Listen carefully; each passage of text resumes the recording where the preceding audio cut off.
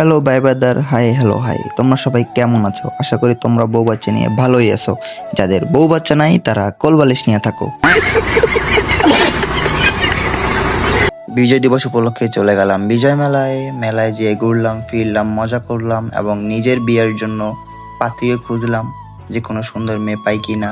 তো শেষে আমার সাথে ঘটে গেল এমন কিছু, কি হলো এমন এবং কিভাবে হলো তা জানতে ভিডিওটি শেষ পর্যন্ত দেখুন।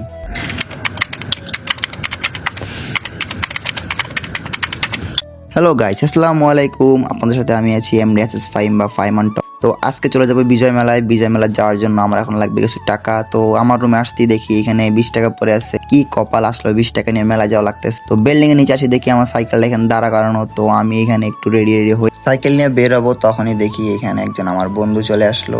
একবারে চেহারাটা ফুল বাপ্পির মতো, একবারে চেহারা। তো ওর সাথে কতক্ষণ এখানে মজা করলাম, দেখি এখানে দাঁড়াই আছে। তো অবশেষে আমি সাইকেল নিয়ে আমি রাস্তার পথে বের হয়ে গেলাম। তো সামনে যেতে যেতে দেখি যে রাস্তার মোটামুটি ফাঁকা ছিল, কিন্তু এই ফাঁকা আর সইল না।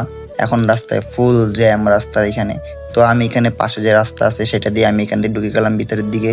এই রাস্তাটা একবারে ফুল ফাঁকা, আর রাস্তার পাশে লাইটিংটা পুরো একবারে জোস।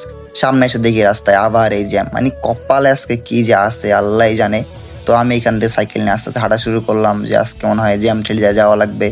তো সামনে আসি দেখি রাস্তা আবার জ্যাম শেষ। তো আবার আমি সাইকেল নিয়ে যেগুলো চালানো শুরু করলাম। চালাইতে চালাইতে অবশেষে মেলার কাছাকাছি চলে আসলাম। এই রাস্তা পার হয়ে গেলেই সামনেই মেলা। তো এই হলো মেলার ফুল লুক, মানে মেলাটা যে পুরাই জোশ। এখানে ছিল একটা খালি মাঠ, মাঠের এখানে মেলা দিছে, রাস্তার উপর লাইটিং, মানে সব মিলে পুরাই অস্থির একটা পরিবেশ। আর সামনে ছিল স্টেজ।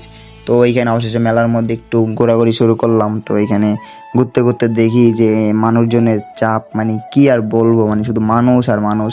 তাও রাস্তা থেকে নিচে দিকে মানুষ কম আছে। আর এখানে দেখি যে একটা ভাইয়া, মানে যে গোলাপ ফুলগুলো আছে আপনার কাপড়ের তৈরি, এই গোলাপ ফুলগুলো বিক্রি করতেছে। তো কতক্ষণ মজা করে দেখলাম। এখানে যতগুলো স্টলের দোকান আছে, প্রত্যেকটা দোকানে মানে মেয়েদের জামা কাপড়, মেয়েদের পণ্য ছাড়া কিছু নাই।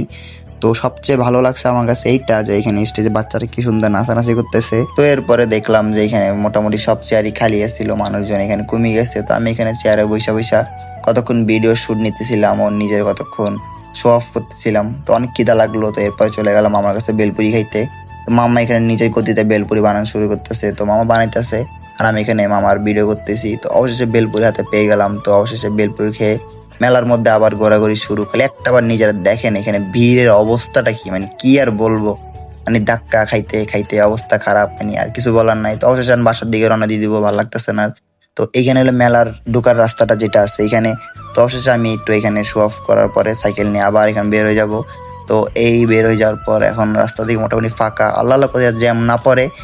এই রাস্তায় আবার এই জ্যাম, মানে কি আর বলবো, মানে একবার জ্যাম একবার রাস্তা খালি আবার জ্যাম, মানে পুরো বিরক্ত লাগে। অবশেষে 1 ঘন্টা জ্যাম ঠেলার পরে অবশেষে রাস্তা দেখি আবার জ্যাম মুক্ত।